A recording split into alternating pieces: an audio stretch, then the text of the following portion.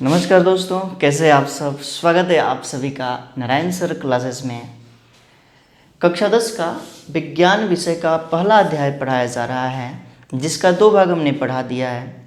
यदि आपने अभी तक उसको नहीं देखा है तो डिस्क्रिप्शन में मैंने उसका लिंक दे दिया है, वहाँ से आप देख सकते हैं। आज मैं इस अध्याय का भाग 3 पढ़ाऊँगा। इससे पहले 2 भागों में हमने रासायनिक अभिक्रियाएं के बारे में वर्णन किया है और रासायनिक समीकरण के भी बारे में बताया है। रासायनिक समीकरण को 2 भागों में बांटा गया, एक को संतुलित रासायनिक समीकरण और दूसरे को असंतुलित रासायनिक समीकरण कहा जाता है।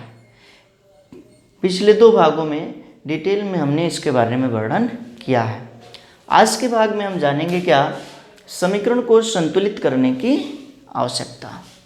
रासायनिक समीकरण को संतुलित करने की क्यों आवश्यकता हुई। तो क्लास 9 में आपने एक नियम पढ़ा होगा, जो है द्रव्यमान संरक्षण का नियम। क्या? तो द्रव्यमान संरक्षण का नियम। इस नियम के अनुसार किसी भी रासायनिक अभिक्रिया में द्रव्यमान को न तो उत्पन्न किया जा सकता है और न ही नष्ट। यानी कि किसी भी रासायनिक अभिक्रिया में द्रव्यमान सुरक्षित होता है। द्रव्यमान को न तो उत्पन्न किया जा सकता है और न ही नष्ट। अर्थात रासायनिक अभिक्रिया में अभिकारक पदार्थों का कुल द्रव्यमान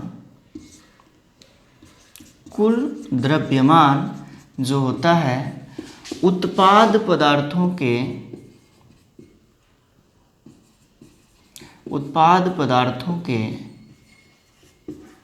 कुल द्रव्यमान के बराबर होता है। किसी भी रासायनिक अभिक्रिया में अभिकारक पदार्थों का कुल द्रव्यमान उत्पाद पदार्थों के कुल द्रव्यमान के बराबर होता है। अर्थात किसी भी रासायनिक अभिक्रिया में अभिकारक पदार्थों के कुल परमाणुओं की संख्या जो है उत्पाद पदार्थों के कुल परमाणुओं की संख्या के बराबर होती है, और इसे ही पूर्ण करने के लिए क्या है, समीकरण को संतुलित करने की आवश्यकता है। समीकरण को संतुलित करने की आवश्यकता है। अब जो है हम जानेंगे क्या, तो किसी भी रासायनिक समीकरण को लिखने का क्या निर्देश होता है। कोई भी रासायनिक समीकरण यदि लिखा हुआ है तो वो किन बातों में पूर्ण होना चाहिए। तो ये जान लेते हैं कि रासायनिक समीकरण को लिखने का निर्देश क्या है। रासायनिक समीकरण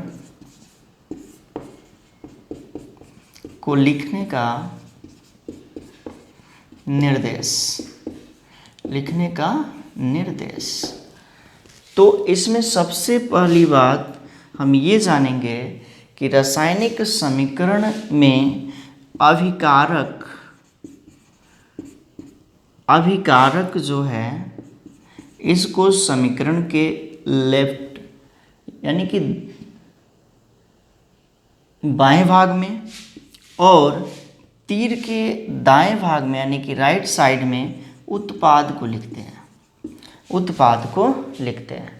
यानी कि अभिकारक जो है किसी भी रासायनिक अभिक्रिया के लेफ्ट साइड में होता है और उत्पाद जो है राइट साइड में।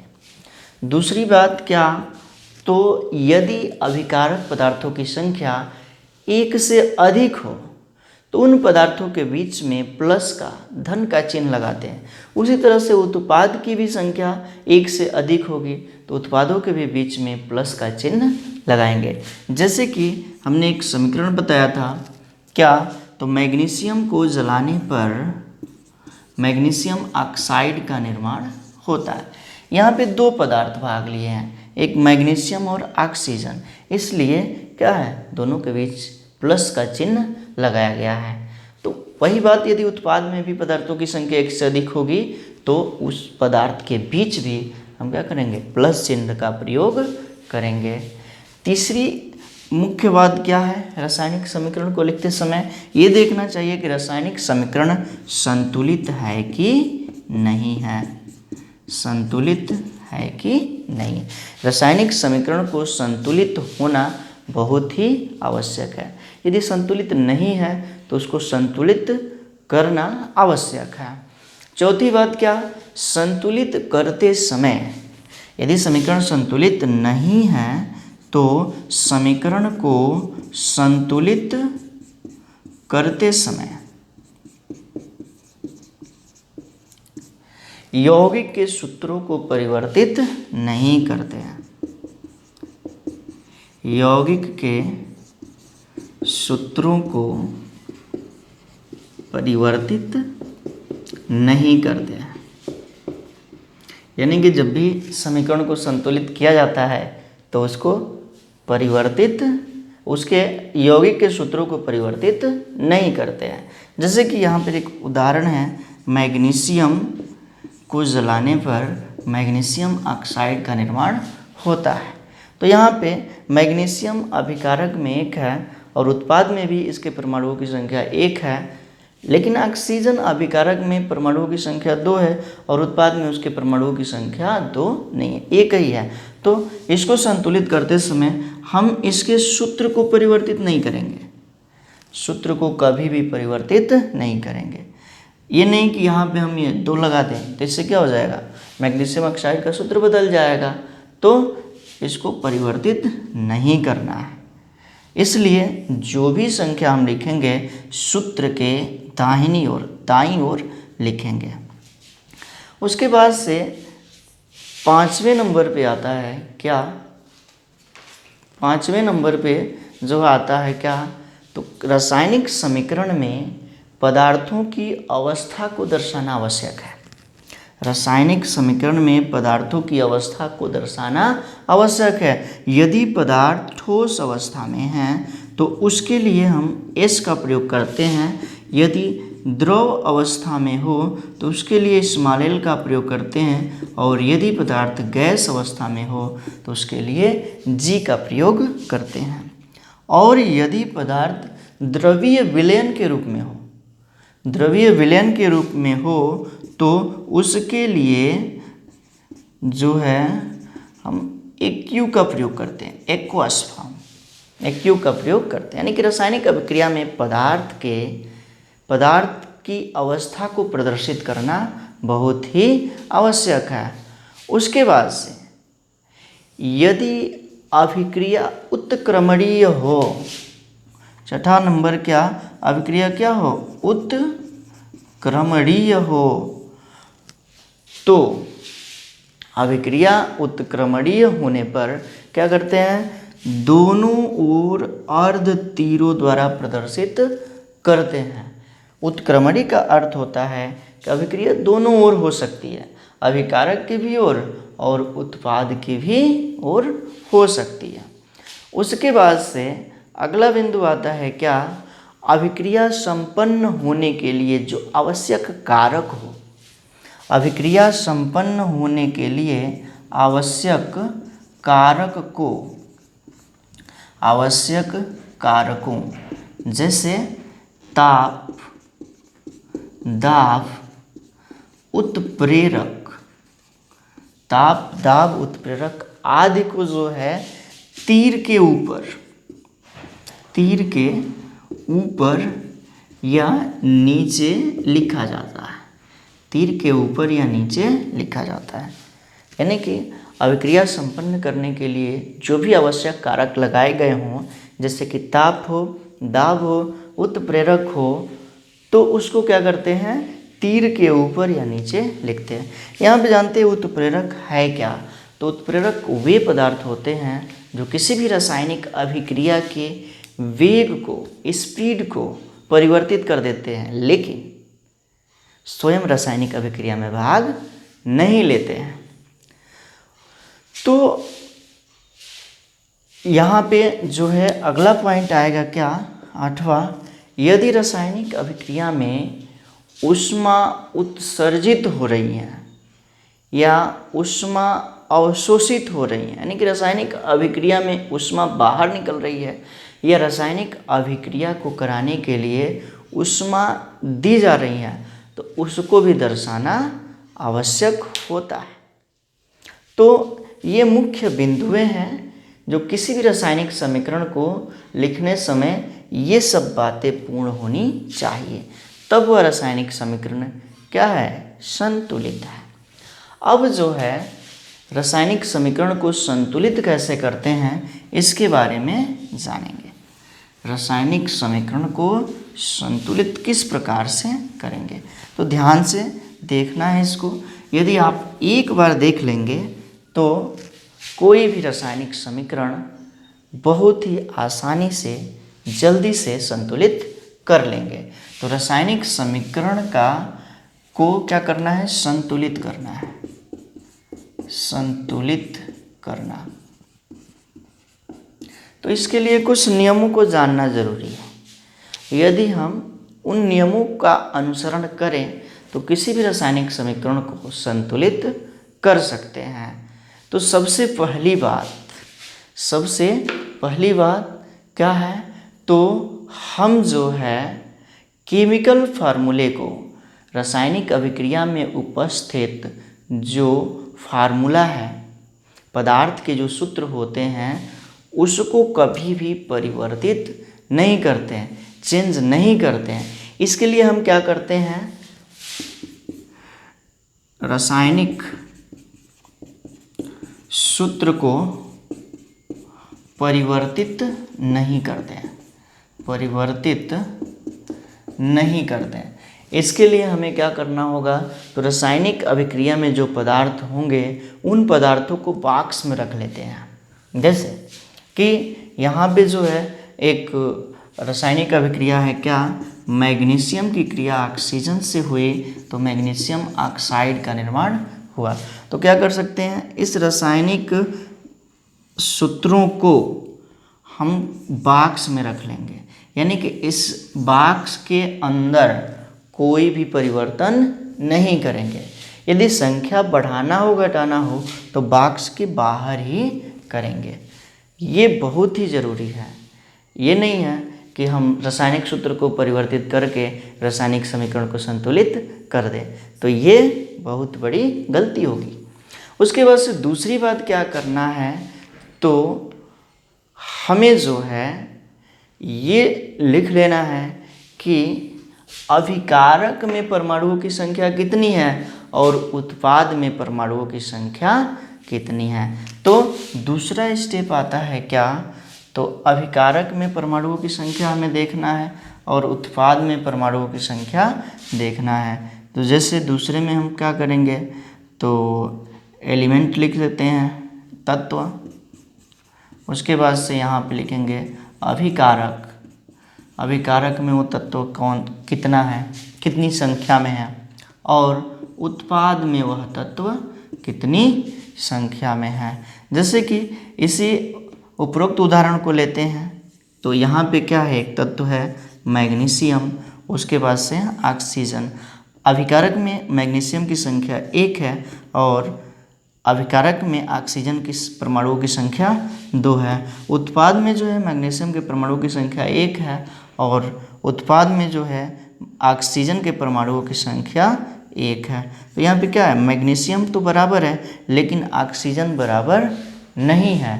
तो इस तरह के समीकरण को हम लोग कहते हैं क्या, ढांचा समीकरण। ऐसे समीकरण को कहते हैं क्या चीज़, ढांचा समीकरण। अब ऐसे समीकरण को संतुलित करना आवश्यक है।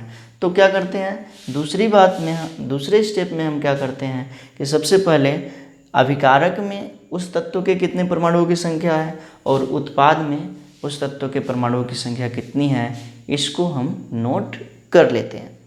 उसके बाद से तीसरे चरण में हम क्या करते हैं, तीसरे स्टेप में जिस पदार्थ में परमाणुओं की संख्या अधिक है उसे सबसे पहले संतुलित करते हैं। परमाणुओं की अधिक संख्या वाले